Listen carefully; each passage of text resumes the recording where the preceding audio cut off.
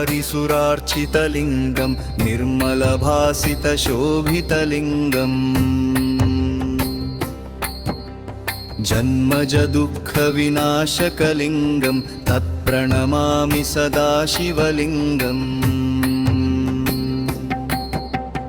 देवमुनिप्रवरार्चितलिङ्गं कामदहनकरुणाकरलिङ्गं रावणदर्पविनाशनलिङ्गं तत्प्रणमामि सदा शिवलिङ्गम् सर्वसुगन्धसुलेपितलिङ्गं बुद्धिविवर्धनकारणलिङ्गम्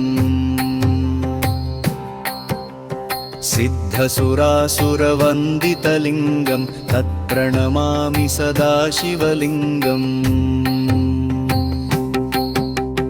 कनकमहामणिभूषितलिङ्गं फणिपतिवेष्टितशोभितलिङ्गं दक्षसुयज्ञविनाशनलिङ्गं तत्प्रणमामि सदा शिवलिङ्गम्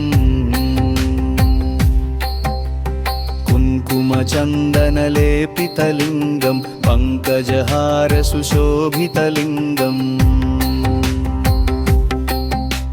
सञ्चितपापविनाशनलिङ्गं तत्प्रणमामि सदा शिवलिङ्गम्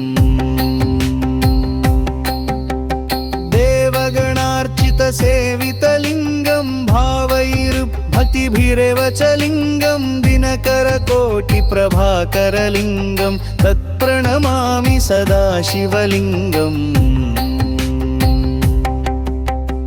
अष्टदलोपरिवेष्टितलिङ्गं सर्वसमुद्भवकारणलिङ्गम्